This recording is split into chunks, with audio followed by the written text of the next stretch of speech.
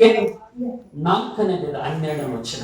ಇಬ್ರಿಯರ ಬರೆದ ಪತ್ರಕ್ಕೆ 4ನೇ ಅಧ್ಯಾಯದ 12ನೇ ವಚನ. ಯಾಕೆಂದರೆ ದೇವರ ವಾಕ್ಯವು ಸಜೀವವಾದದ್ದು, ಕಾರ್ಯಸಾಧಕವಾದದ್ದು, ಯಾವ ಇಬ್ಬಾಯಿ ಕತ್ತಿಗಿಂತಲೂ ಹದವಾದದ್ದು, ಪ್ರಾಣ ಆತ್ಮಗಳನ್ನು ಕೀಲು ಮಜ್ಜೆಗಳನ್ನು ವಿಭಾಗಿಸುವ ಅಷ್ಟು ಮಟ್ಟಿಗೂ ತೂರಿ ಹೋಗುವಂತದ್ದು ಆಗಿದೆ. ಹಲ್ಲೆಲೂಯಾ. ವಾಕ್ಯವು ಸಜೀವವಾದದ್ದು ಅಂದ್ರೆ ದೇವರ ವಾಕ್ಯಕ್ಕೆ ಜೀವ ಇದೆ. ಹಲ್ಲೆಲೂಯಾ. ದೇವರ ವಾಕ್ಯಕ್ಕೆ ಏನಿದೆ? ಜೀವವಿದೆ. ಊಟ ಆಯ್ತಪ್ಪ? ಯಾಕಂದ್ರೆ ಇನ್ನು ಊಟ ಆಯ್ತು ಅಂತ ಕೇಳಿದೆ. ಊಟ ಆಯ್ತು ಅಂತಂದ್ರೆ ಯಾಕೆ ಇವನೊಳಗೆ ಏನಿದೆ? ಜೀವವಿದೆ. ಹಲ್ಲೆಲೂಯಾ. ವಾಕ್ಯ ನೀವು ಓದಿದಾಗ ವಾಕ್ಯ ನಿಮ್ಮೊಟ್ಟಿಗೆ ಮಾತನಾಡುತ್ತದೆ. ವಾಕ್ಯಕ್ಕೆ ಜೀವ ಇದೆ. ವಾಕ್ಯಕ್ಕೆ ಏನಿದೆ? ಜೀವವಿದೆ. ಹಲ್ಲೆಲೂಯಾ. ವಾಕ್ಯಕ್ಕೆ ಏನಿದೆ? ಜೀವ ಇದೆ. ನೀವು ದೇವರ ವಾಕ್ಯ ಓದಿದಾಗ ಆ ದೇವರ ವಾಕ್ಯ ನಿನ್ನನ್ನು ಕುರಿತೇ ಮಾತನಾಡುತ್ತದೆ. ದೇವರ ವಾಕ್ಯ ನಿನ್ನನ್ನು ಕುರಿತೇ ಹೇಳುತ್ತದೆ. ನಿನ್ನ ಕುಟುಂಬದ ಕುರಿತು, ನಿನ್ನ ಭವಿಷ್ಯತ್ತು ಕುರಿತು, ನಿನ್ನ ಜೀವನ ಕುರಿತು ಮತ್ತು ನಿನ್ನ ಆರೋಗ್ಯದ ಕುರಿತು ವಾಕ್ಯ ಯಾವಾಗಲೂ ಮಾತನಾಡುವಂತದ್ದಾಗಿದೆ. ವಾಕ್ಯ ಇನ್ನೊಬ್ಬರ ಬಗ್ಗೆ ಮಾತನಾಡುವುದಿಲ್ಲ. ಈ ಪ್ರಪಂಚದಲ್ಲಿ ನನ್ನ ಕುರಿತು ಮಾತನಾಡುವಂತ ಒಳ್ಳೆ ವ್ಯಕ್ತಿ ಅದು ದೇವರ ವಾಕ್ಯ ಮಾತನಾಡ. ಹಲ್ಲೆಲೂಯಾ. ಈ ಲೋಕದಲ್ಲಿ ನಿನ್ನನ್ನು ಕುರಿತು ಮಾತನಾಡುವವರು ಲೋಕದಲ್ಲಿ ಬಹಳ ಜನ ಇದ್ದಾರೆ. ಒಳ್ಳೆ ಮಾತನಾಡುವವರು ಯಾರಿಲ್ಲ. ಆದರೆ ನಿನ್ನನ್ನು ಕುರಿತು ಯಾವಾಗಲೂ ಒಳ್ಳೆ ಮಾತನಾಡುವ ಒಂದು ವ್ಯಕ್ತಿ ಅದು ದೇವರ ವಾಕ್ಯವಾಗಿದೆ. ಯಾಕೆ? ವಾಕ್ಯವು ಆದಿಯಲ್ಲಿತ್ತು, ಆ ವಾಕ್ಯವು ದೇವರಾಗಿತ್ತು, ಆ ವಾಕ್ಯವು ದೇವರ ಬಳಿಯಲ್ಲಿತ್ತು ಮತ್ತು ಆ ವಾಕ್ಯವೆಂಬ ಆತನು 40 ಎತ್ತಿ ಮನುಷ್ಯನ ಮಧ್ಯದಲ್ಲಿ ವಾಸ ಮಾಡಿದ. ಅಂದ್ರೆ ವಾಸ ಮಾಡಿದ ಆತನು ಯಾರು? ವಾಕ್ಯ. ವಾಸ ಮಾಡಿದ ಆತನು ಯಾರು? ವಾಕ್ಯ ಎಂಬುವ ಆತನು. ಈ ವಾಕ್ಯ ಎಂಬುವ ಆತನ ಹೆಸರು ಯೇಸು. ಅರ್ಥ ಮಾಡ್ಕೋಬೇಕು. ಅಲ್ಲಿ ಓದಿ ಯೋಹಾನನು ಬರೆದ ಸುವಾರ್ತೆ ಎಂತ ಸ್ವಲ್ಪ ಅಲ್ಲೆಲೂಯಾ. ನಿಮ್ಮಪ್ಪ ನಿಮ್ಮ ಬರ್ತಾರ ಹಂಗ ನಿಂತ್ಕೋ. ಆದಿಯಲ್ಲಿ ವಾಕ್ಯವಿತ್ತು, ಆ ವಾಕ್ಯವು ದೇವರ ಬಳಿಯಲ್ಲಿತ್ತು, ಆ ವಾಕ್ಯವು ದೇವರಾಗಿತ್ತು, ಆ ವಾಕ್ಯವೆಂಬವನು ಆದಿಯಲ್ಲಿ ದೇವರ ಬಳಿಯಲ್ಲಿದ್ದನು. ನೋಡ್ರಿ, ಈ ವಾಕ್ಯವನ್ನು ಎಲ್ಲಿದ್ದನು? ದೇವರ ಬಳಿಯಲ್ಲಿದ್ದನು. ಎಲ್ಲಿದ್ದನು? ಈ ವಾಕ್ಯ ಎಂಬುವನು ದೇವರ ಬಳಿಯಲ್ಲಿದ್ದನು. ಆತನ ಮೂಲಕವಾಗಿ ಸಮಸ್ತವು ಉಂಟಾಯಿತು. ಇವತ್ತು ಲೋಕದಲ್ಲಿ ನಾವೇನೆಲ್ಲ ನೋಡುತ್ತೇವೋ ಯಾರ ಮೂಲಕ ಉಂಟಾಯಿತು? ಈ ವಾಕ್ಯ ಎಂಬುವ ಆತನ ಮೂಲಕ ಉಂಟಾಯಿತು. ಈ ವಾಕ್ಯ ಎಂಬುವ ಆತನು ಈ ಮರಿಯಳ ಗರ್ಭದಲ್ಲಿ ಬಂದಾಗ ಈ ವಾಕ್ಯ ಎಂಬುವ ಆತನ ಇದ್ದಿಲ್ಲ. ಈ ವಾಕ್ಯ ಎಂಬುವ ಆತನ ಎಲ್ಲಿದ್ದನು? ಆದಿಯಲ್ಲಿದ್ದನು. ಎಲ್ಲಿದ್ದನು? ಆದಿ ಯಾರ ಬಳಿಯಲ್ಲಿದ್ದನು? ಈ ವಾಕ್ಯ ಎಂಬುವ ಆತನು ಮರಿಯಳ ಗರ್ಭದಲ್ಲಿ ಬಂದಾಗ ಈತನಿಗೆ ಏನಂತ ಹೆಸರಿಡಬೇಕಂತ ಹೆಸರು ದೇವದೂತರು ಹೇಳಿದ್ರು? ಯೇಸು. ಅಂದರೆ ಯೇಸು ಎಂಬುವ ಆತನ ಮುಖ್ಯ ಮೂಲ ಯಾರು? ವಾಕ್ಯ. ಯಾರು? ವಾಕ್ಯ. ವಾಕ್ಯವೆಂಬುವ ಆತನು ಯಾರ ಹೆಸರಿನಲ್ಲಿ ಬಂದನು? ಯೇಸು ಎಂಬ ಹೆಸರಿನಲ್ಲಿ ಬಂದನು.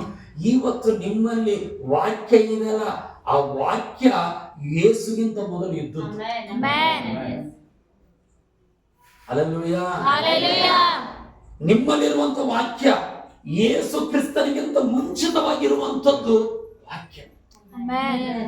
ಈ ವಾಕ್ಯ ಎಂಬುವಾತನು ಏನಾಗಿ ಬಂದನು? ನರವತಾರಕ್ಕೆ ಬಂದನು. ನರವತಾರಕ್ಕೆ ಬಂದಾತನಿಗೆ ಅರಸು ಅಂತ ಹೆಸರು. ನರವತಾರ ಇದ್ದಕ್ಕೆ ಅರಸು ಅಂತೀವಿ. ಹಲ್ಲೆಲೂಯಾ. ಅರಸು ಎಲ್ಲಿದ್ದ? ದೇವರ ವಾಕ್ಯದಲ್ಲಿ ಜಗದುತ್ಪತ್ತಿಗೆ ಮುಂಚೆ ಅರಸು ಕ್ರಿಸ್ತನಲ್ಲಿದ್ದ. ಜಗದುತ್ಪತ್ತಿಗೆ ಮುಂಚೆ ಅರಸು ಕ್ರಿಸ್ತನಲ್ಲಿದ್ದನು. ಕ್ರಿಸ್ತನಲ್ಲಿರುವಂತ ಅರಸನನ್ನು ದೇವರು ತನ್ನ ತಂದೆ ತಾಯಿಯ ಗರ್ಭದಲ್ಲಿ ಹಾಕಿದನು. ಅವರ ಗರ್ಭದಿಂದ ಹೊರಗಡೆ ಬಂದಾಗ ಅರಸನಿಗೆ ಅವರ ತಂದೆ ತಾಯಿ ಅರಸು ಅಂತ ಹೆಸರಿಟ್ರು. ಅವರ ಒಂದು ಆಲೋಚನೆ ನನ್ನ ಮಗ ರಾಜನಂತಿರಲ್ಲ ಅಂತ ಅರಸು ಅಂತ ಹೆಸರಿಟ್ರು. ಆದರೆ ಈ ಅರಸು ಎಂಬ ಹೆಸರು ಬರುವುದಕ್ಕಿಂತ ಮುಂಚೆ ಅರಸು ಎಲ್ಲಿದ್ದ? ವಾಕ್ಯ ಎಂಬುವ ಅರಸು ಎಲ್ಲಿದ್ದನೋ? ವಾಕ್ಯ ಎಂಬುವ ಆತನ ಜೊತೆಯಲ್ಲಿದ್ದನೋ. ಇವತ್ತು ನಾನು ನೀನು ನಮ್ಮ ಗರ್ಭದಲ್ಲಿ ತಂದೆ ತಾಯಿಗಳ ಗರ್ಭದಲ್ಲಿ ಬರುವುದಕ್ಕಿಂತ ಮುಂಚೆ ನಾನು ಯಾರ ಜೊತೆಲಿದ್ದೇನೋ? ವಾಕ್ಯದ ಜೊತೆಲಿದ್ದೇನೋ. ಹಲ್ಲೆಲೂಯಾ. ಪ್ರಾರಂಭ ವಾಕ್ಯದೊಂದಿಗೆ ಆಯಿತು. ಹಲ್ಲೆಲೂಯಾ. ವಾಕ್ಯದೊಂದಿಗೆ ಆದ ನಂತರವಾಗಿ ಆ ವಾಕ್ಯದ ಜೊತೆಲಿರುವಂತ ನನ್ನನ್ನು ಏನು ಮಾಡಿದ? ತಂದೆಯಾದ ದೇವರು ಯಾರೋ ಒಬ್ಬ ಗಂಡ ಹೆಂಡತಿಯ ಗರ್ಭದೊಳಗೆ ನನ್ನ ಹಾಕಿದ ನಂತರವಾಗಿ ನಾನು ಏನಾಗಿ ಬಂದೆನು? ನರರೂಪದಲ್ಲಿ ಬಂದೆನು. ನರರೂಪದಲ್ಲಿ ಬಂದಿರುವ ನನಗೆ ಈ ಲೋಕದಲ್ಲಿ ಗುರುತಿಸುವುದಕ್ಕಾಗಿ ಒಂದು ಹೆಸರು ಕೊಟ್ಟಿತ್ತು. ಆ ಹೆಸರಿನಿಂದ ಇವತ್ತು ಪ್ರಪಂಚ ನನ್ನ ಗುರುತಿಸ್ತಾ ಇದೆ. ಇವತ್ತು ಸರ್ಕಾರ ನನ್ನ ಗುರುತಿಸ್ತಾ ಇದೆ. ನನ್ನ ಹೆಂಡತಿ ಮತ್ತು ನನ್ನ ಮಕ್ಕಳು ಗುರುತಿಸ್ತಾ ಇದ್ದಾರೆ. ನನ್ನ ಸಭೆಯವರು ಗುರುತಿಸ್ತಾ ಇದ್ದಾರೆ. ಈ ಗುರುತಿಸುವುದಕ್ಕಿಂತ ಮುಂಚೆ ನನ್ನ ವಾಕ್ಯವಾಗಿದೆ. ಇವತ್ತು ಆ ವಾಕ್ಯ ನನಗೆ ಅವಶ್ಯಕವಾಗಿ ಬೇಕು. ಹಲ್ಲೆಲೂಯಾ. ನಿಮಗೆ ಬೇಕಾಗಿದ್ದು ಮಾತ್ರೆಗಳಲ್ಲ, ನಿಮಗೆ ಬೇಕಾಗಿದ್ದು ಡಾಕ್ಟರ್ಗಳಲ್ಲ, ನಿಮಗೆ ಬೇಕಾಗಿದ್ದು ವಾಕ್ಯ. ಏನ್ ಹೇಳ್ರಿ? ಯಾಕೆ? ನನ್ನ ಪ್ರಾರಂಭ ಯಾರೊಂದಿಗಾಯ್ತು? ವಾಕ್ಯದೊಂದಿಗಾಯ್ತು. ಯೇಸು ಏನ್ ನೋಡ್ರಿ, ದೇವರ ವಾಕ್ಯದಲ್ಲಿ ಬರೆಯಲ್ಪಟ್ಟಿದೆ. ಆಗೇನು ವಾಕ್ಯವಿತ್ತು, ಆ ವಾಕ್ಯವು ದೇವರ ಬಳಿಯಲ್ಲಿತ್ತು, ಆ ವಾಕ್ಯವು ದೇವರಾಗಿತ್ತು. ಆ ವಾಕ್ಯದ ಮೂಲಕ ಎಲ್ಲವೂ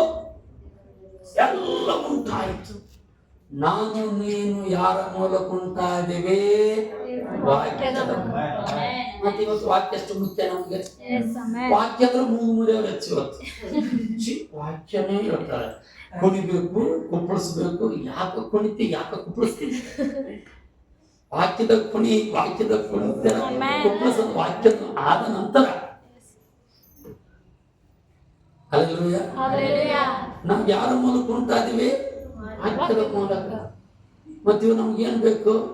ವಾಕ್ಯ. ಹಲ್ಲೆಲೂಯಾ. ವಾಕ್ಯ. ಯಾಕಂದ್ರೆ ಇಬ್ರಿಯರ ಪತ್ರಿಕೆಯಲ್ಲಿ ಪೌಲನು ಹೇಳ್ತಾ ಇದ್ದಾನೆ, ಈ ವಾಕ್ಯ ಸಜೀವವಾದದ್ದು. ಈ ವಾಕ್ಯಕ್ಕೆ ಜೀವ ಇದೆ. ಈ ವಾಕ್ಯಕ್ಕೆ ಏನಿದೆ? ಜೀವ ಇದೆ. ಇದು ಕಾರ್ಯ ಮಾಡುವಂಥದ್ದು. ಅದಕ್ಕಾಗಿ ದೇವರ ವಾಕ್ಯದಲ್ಲಿ ಶತಾಧಿಪತಿ ಯೇಸು ಸ್ವಾಮಿ ಬಳಿಗೆ ಬಂದು ಹೇಳ್ತಾ ಇದ್ದಾನೆ, ಸ್ವಾಮಿ, ನನ್ನ ಆಳು ಮನೆಯಲ್ಲಿ ಅಸ್ವಸ್ಥನಾಗಿ ಬಿದ್ದುಕೊಂಡಿದ್ದಾನೆ, ನೀನು ಬಂದು ಅವನ ಮೇಲೆ ಕೈ ಇಡಬೇಕು, ಅವನು ಸೌಖ್ಯವಾಗುತ್ತಾನೆ ಅಂತ ಹೇಳುವುದಕ್ಕಿಂತ ಮುಂಚೆ, ಸ್ವಾಮಿ, ನೀನು ಬರುವಷ್ಟು ಯೋಗ್ಯತೆ ನನ್ನಲ್ಲಿಲ್ಲ, ನೀನು ಒಂದು ಮಾತು ಹೇಳಿದರೆ ಸಾಕು, ನಿನ್ನ ಮಾತಿನಿಂದ ನನ್ನ ಆಳು ಗುಣವಾಗುತ್ತಾನೆ. ಯಾಕಂತಂದ್ರೆ ಆ ಒಂದು ಶತಾಧಿಪತಿ ಗುರುತಿತ್ತು, ಈ ವಾಕ್ಯದಿಂದಾನೇ ಸಮಸ್ತ ಉಂಟಾಯಿತು. ಅದಕ್ಕಾಗಿ ಯೇಸು ಬರೋದು ಬೇಡ, ಆತನ ವಾಕ್ಯ ಬೇಕು ನಮಗೆ. ಇವತ್ತು ನಾವೆಲ್ಲ ಯೇಸುನ ಫೋಟೋ ಇಟ್ಕೊಂಡು ಮೇಣದ ಬತ್ತಿ ಹಚ್ಚಿ ಕರಳದೊಂದು, ಕಿವಿಯಲ್ಲೊಂದು, ಮೂಲೆಯಲ್ಲೊಂದು, ಗೋಡೆಯಲ್ಲೊಂದು ಬೇಕಾಗಿಲ್ಲ. ಬೇಕಾಗಿದ್ದ ದೇವರ ವಾಕ್ಯ, ಸಭೆಯ ವಾಕ್ಯ. ಶಬ್ದ ಆಮೇನ್ ಅಂತ ಕೇಳ್ಬೋದಾ? ಆಮೇನ್ ಅಂತ ಕೇಳ್ಬೋದಾ? ವಾಕ್ಯ. ವಾಕ್ಯ. ಹಲ್ಲೆಲೂಯಾ. ಯಾವುದು ಬೇಕು? ವಾಕ್ಯ. ಹಲ್ಲೆಲೂಯಾ. ಈ ವಾಕ್ಯ ಯಾರೊಳಗಡೆ ಕೆಲಸ ಮಾಡುತ್ತೆ? ಪೌಲನು ಥೆಸಲೋನಿಕದವರಿಗೆ ಹೇಳ್ತಾ ಇದ್ದಾನೆ. ಥೆಸಲೋನಿಕದವರಿಗೆ ಬರೆದ ಪತ್ರಿಕೆ, ಥೆಸಲೋನಿಕದವರಿಗೆ ಬರೆದ ಪತ್ರಿಕೆ, ಥೆಸಲೋನಿಕದವರಿಗೆ ಬರೆದ ಪತ್ರಿಕೆ 2ನೇ ಅಧ್ಯಾಯದ 13ನೇ ವಚನ.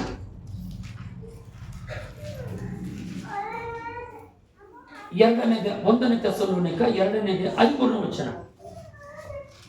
ಹೀಗಿರಲಾಗಿ ನೀವು ದೇವರ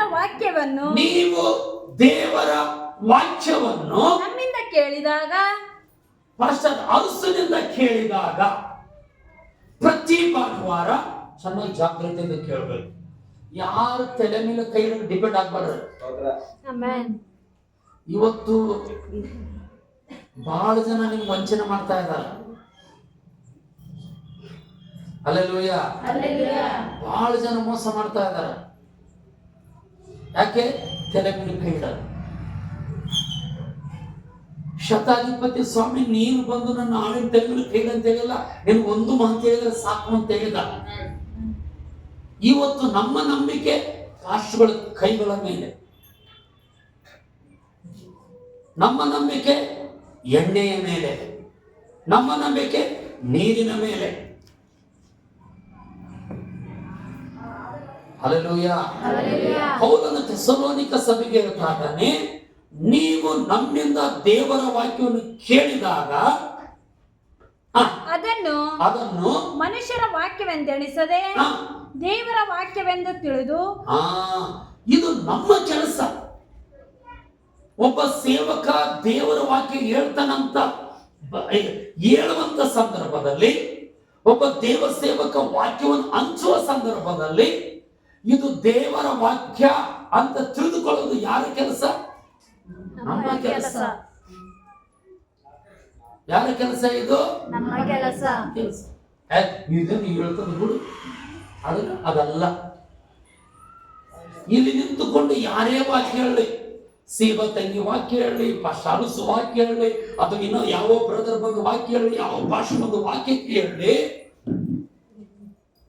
ಈಗ ನೀರಿನ ಕೊಡ ಇಟ್ಟಿರ್ತಾರೆ, ನೀರು ತಗೋಕ್ ಹೋದಾಗ ಎಲ್ಲಿ ನಳದತ್ರ ನೀರಿನ ಕೊಡ ಇಟ್ಟಾಗ ಆ ಕೊಡ ಬಂದಾಗ ನನ್ ಕೊಡ ನೋಡು ಅಂತಿರಲ್ಲ, ಅಂತೀರೇನು? ಇರ್ಲು ಬಿಡೋದು ಯಾರ ಕೊಡನೇ ಅಂತೀರಿ? ಹೆಂಗಂತೀರಿ ಹೇಳ್ರಿ? ಅದು ನನ್ನ ಕೊಡ ಅಂತೀರಿ. ಇಲ್ಲಿ ವಾಕ್ಯ ಸಹ ಅದು ನನ್ನ ವಾಕ್ಯ ಅನ್ನೋದು ಕಲಿಬೇಕು ನಾವು. ಬೀಸಕ್ ಹೋಗ್ತೀರಿ ಪುಟ್ಟಿ ತಗೊಂಡು, ನಮ್ ಪುಟ್ಟಿ ಬಂತು ನೋಡು ತಗೋಗಂತೀರಿ. ಮತ್ತೆ ಈ ವಾಕ್ಯ ಕನ್ಬಾರ್ದು.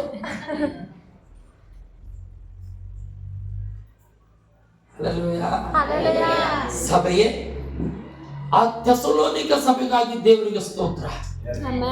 ಅವ್ರು ಎಂತವ್ರಾಗಿದ್ರು ಅಂದ್ರೆ,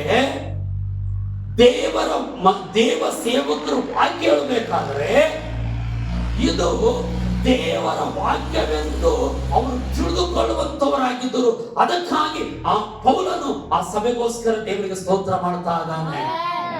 ಇವತ್ತು ಇಲ್ಲಿ ನಿಂತುಕೊಂಡು ಇವತ್ತಿನಿಂದ ಯೇಸು ಬರುವ ದಿನದವರೆಗೂ ಯಾರೇ ವಾಕ್ಯ ಹೇಳಿ, ಯಾವುದೇ ವಾಕ್ಯ ಹೇಳಿ, ಅದು ತಿದ್ದುವಂತ ವಾಕ್ಯ ಆಗಿರ್ಬೋದು, ಕಟ್ಟುವಂತ ವಾಕ್ಯ ಆಗಿರ್ಬೋದು, ಸೌಖ್ಯ ಕೊಡುವಂತ ವಾಕ್ಯವಾಗಿರ್ಬೋದು, ಯಾವುದೇ ವಾಕ್ಯ ಹೇಳಿ, ಅದು ಶುದ್ಧೀಕರಿಸುವ ವಾಕ್ಯ ಆಗಿರ್ಬೋದು, ಯಾವ ವಾಕ್ಯ ಹೇಳಿ, ಇವತ್ತು ನೀವೊಂದು ತಿಳಿದುಕೊಳ್ಳಬೇಕು, ಇದು ದೇವರ ವಾಕ್ಯ, ನನಗೋಸ್ಕರ ದೇವರಿಂದ ಬಂದ ವಾಕ್ಯ ಅಂತ ನೀವು ಸ್ವೀಕಾರ ಮಾಡಬೇಕು.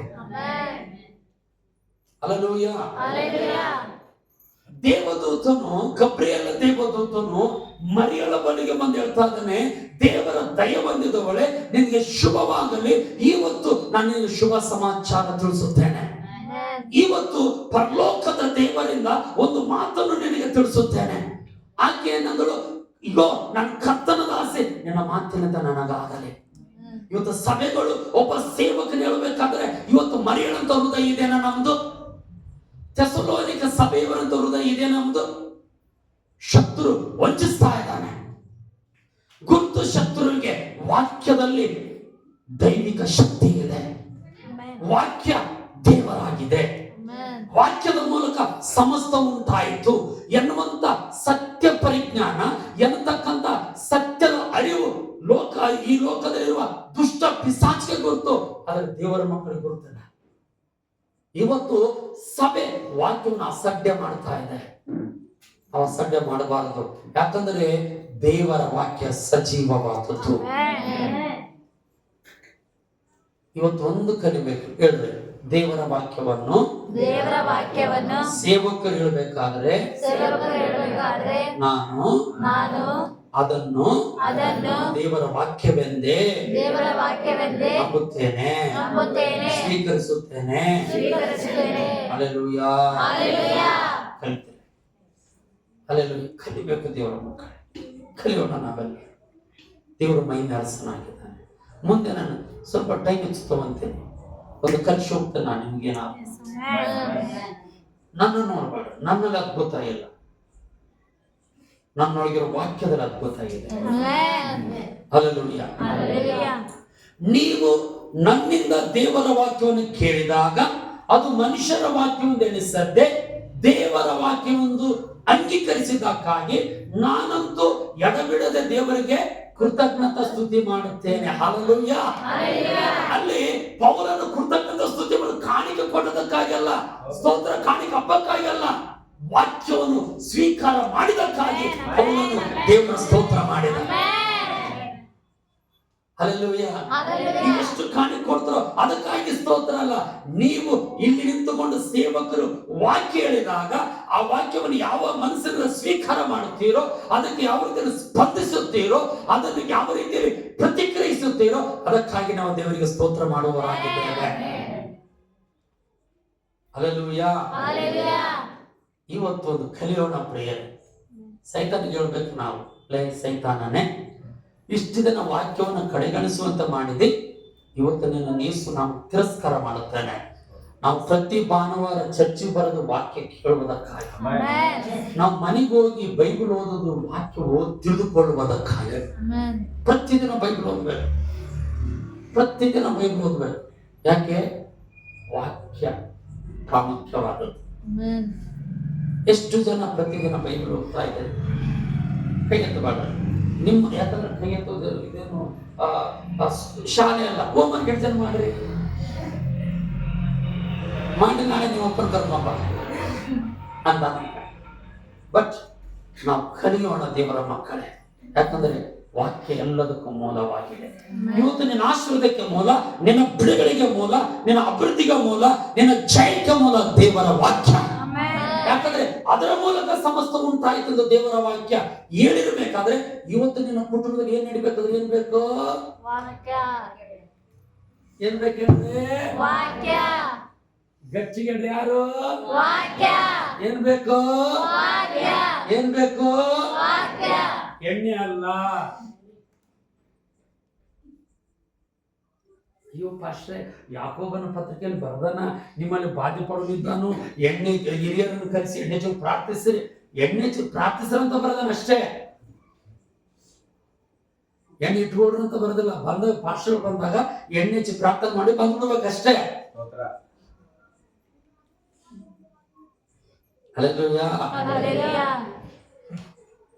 ಯಾಕೆ ಅಂತಂದ್ರೆ ಮುಂದೆ ಹೇಳ್ತಾ ಇದ್ದೇನೆ, ವಾಕ್ಯ ಹೇಳ್ತಾ ಇದೆ, ಅದು ನಿಜವಾಗಿ ದೇವರ ವಾಕ್ಯವೇ. ಆಮೆನ್. ಇವತ್ತು ದೇವ ಸೇವಕರು ಇಲ್ಲಿ ನಿಂತುಕೊಂಡು ಯಾವುದೇ ವಾಕ್ಯ ಹೇಳಿ ಅದು ನಿಜವಾಗಿ ದೇವರ ವಾಕ್ಯವೇ.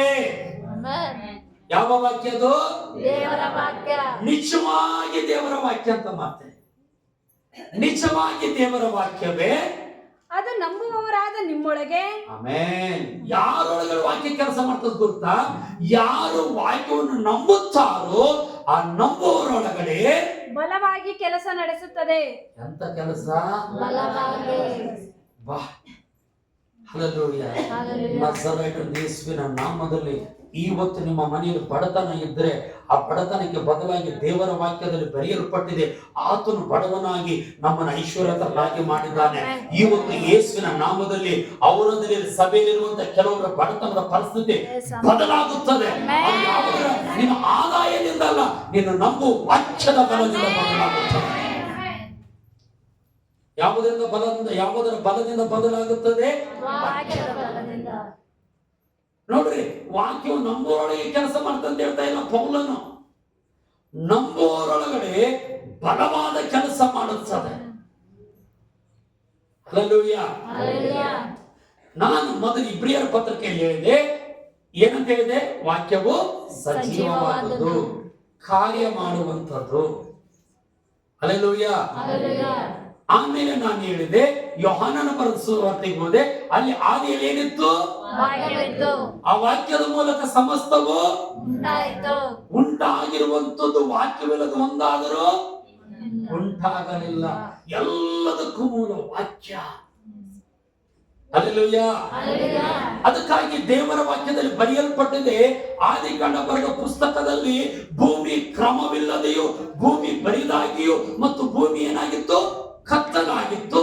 ದೇವರು ಬೆಳಕಾಗಲಿ ಅಂದನು. ವಾಕ್ಯ ಮಾತನಾಡಿದನು. ಆತನಲ್ಲಿರುವ ವಾಕ್ಯದ ಸಾಮರ್ಥ್ಯದಿಂದ ಬೆಳಕುಂಟಾಯಿತು. ಇವತ್ತು ನಸರೇಯನ ಯೇಸು ಸ್ವಾಮಿಯ ನಾಮದಲ್ಲಿ ಕೆಲವೊಬ್ಬರ ಶಾರೀರಿಕವಾದ ಬಾಧೆಗಳು ನಸರೇಯನ ಯೇಸು ನಾಮದಲ್ಲಿ ಆರೋಗ್ಯವಾಗಿ ಬದಲಾಗಲಿ. ಸಾಲದ ಪರಿಸ್ಥಿತಿಗಳು ಯೇಸು ನಾಮದಲ್ಲಿ ಐಶ್ವರ್ಯವಾಗಿ ಬದಲಾಗಲಿ. ಹಲ್ಲೆಲೂಯಾ. ಚಿಂತೆಯ ಪರಿಸ್ಥಿತಿಗಳು ಯೇಸುವಿನ ನಾಮದಲ್ಲಿ ಆನಂದವಾಗಿ ಬದಲಾಗಲಿ. ಯೇಸುವಿನ ನಾಮದಲ್ಲಿ. ಯಾಕೆ? ಏನಿಲ್ಲದನ್ನು ಇದ್ದಾಗೆ ಮಾಡುವಂಥದ್ದು ದೇವರ ವಾಕ್ಯ. ಬರಿದಾಗಿರುವಂತಹ ಭೂಮಿಯನ್ನು ಇಷ್ಟು ಸುಂದರವಾಗಿ ತರತರದ ಹೂಗಳು, ತರತರದ ಪಕ್ಷಿಗಳು, ತರತರದ ಹಣ್ಣುಗಳು, ನಾನಾ ರೀತಿಯಲ್ಲಿ ಭೂಮಿಯನ್ನು ಸೃಷ್ಟಿ ಮಾಡಿರುವಂಥದ್ದು ಯಾವುದು? ವಾಕ್ಯ. ಮತ್ತು ಆ ವಾಕ್ಯ ನಿಮ್ಮನಿಗೆ ಬಂದ್ರೆ ನಿಮ್ಮನೇಲಿ ತರತರದ ಬೆಳೆಸಿಟ್ಟು ತರತರದ ಏನೆಲ್ಲ ತರತರದ ಕಿವಿಯಲ್ಲಿ ವಾಲೆಗಳು. ನಾಳೆ ಕ್ರಿಸ್ಮಸ್ ಬರ್ತದಲ್ಲ, ಯೇಸುವಿನ ನಾಮದಲ್ಲಿ ಬರುವಂತ ದಿನಗಳಲ್ಲಿ ಈ ಒಂದು ಎನ್ಶಡೆ ಗ್ಲೋರಿ ಚರ್ಚ್ ಅಲ್ಲಿ ತರತರದ ರೀತಿಯ ಬಟ್ಟೆ ಹಾಕೊಂಡ್ಬರ್ತಾರೆ. ಚಪ್ಪಾಳೆ.